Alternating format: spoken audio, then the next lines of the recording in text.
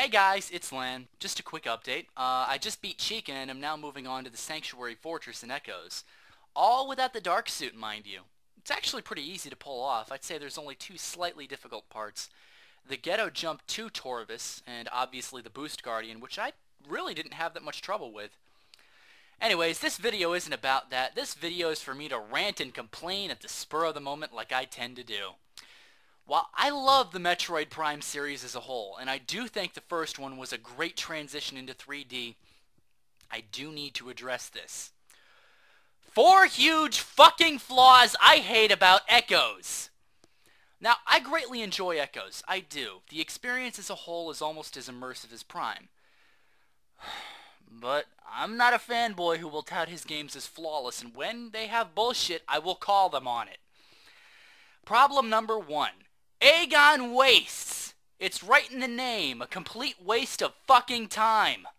It's boring, dull to look at, and the only thing that brings the pace up slightly is the space pirate base.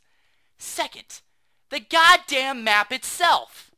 In Prime 1, all of the areas were cleverly interconnected with each other. The expansions were often hidden along the main path.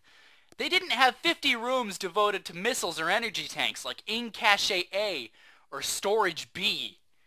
There's the thing I hate oh so much, the Temple Grounds. Why do I hate this area? Because I'm going back and forth from Agon to Torvis to Sanctuary and not having any clever areas connecting any of them. I always have to go through the overworld. I normally love to backtrack in Metroid because there's multiple paths to take, but here, the first time you actually find an area connecting Torvis and Agon directly is halfway through the game. And then the next interconnection is 3/4 of the way through the game. They got the formula right in Prime 1. Why is backtracking such a chore in Echoes? Thirdly, the logbook. It's massive. Needlessly massive. Why are there 3 or 4 different scans during a boss fight? I just want to fight. I don't want to go around scanning Chica 3 different times, let alone the stupid minions it summons. And that doesn't even get into the stupid Quadraxis scans. Why is it so easy to miss out on 100%? Why do I have to scan a boss again every time the wind changes direction? Did you have to scan Ridley again when he landed on the ground in Prime? Did you have to scan Prime again when his armor changed colors? Oh, what a nightmare that would be. Power Metroid Prime, Wave Metroid Prime, Ice Metroid Prime, Plasma Metroid Prime. Do you see what's wrong with this?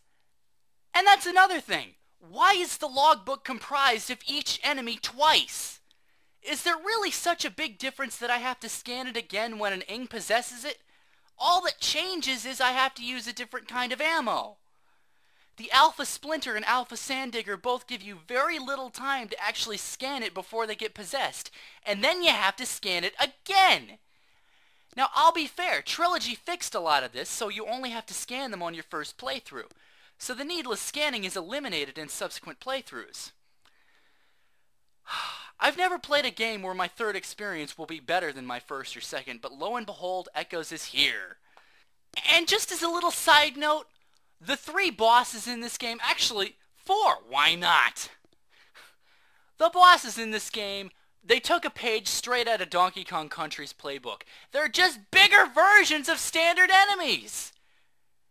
Amorbus is a giant sand digger.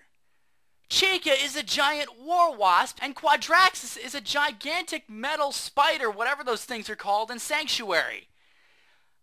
And the Emperor Ing! It's a giant Inglet, and then it turns into a giant warrior Ing!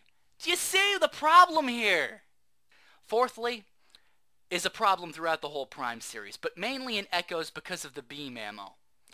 Why is it that beam doors don't change to regular power doors once you've dropped them once? They're meant to serve as an obstacle to prevent you from going forward without finding the next beam. Just like the super missiles, power bombs, and seeker missiles. And hey, they all change to power doors. When you have a depletable resource open a door, generally you only have to do it once. That's how it's always been in Metroid until the Prime series. Why do I have to constantly switch beams when I've already activated the door and progressed beforehand? It's like fumbling with your house keys. Anyways, guys, this has just been a needless little 5-minute rant by me. Just as a disclaimer, I really do enjoy Echoes, but I'm not one to just say it's all without flaw. I'm one to call it on its bullshit when it has it. I do think it's the weakest of the Prime series in some regards, but hopefully the New Game Plus feature, and I don't have to do all that stupid scanning again, the New Game Plus feature will sort of bring that back together for me. And hey, maybe it'll overtake Corruption, but it won't overtake Prime 1. So anyways, on that note, this is Lan signing out.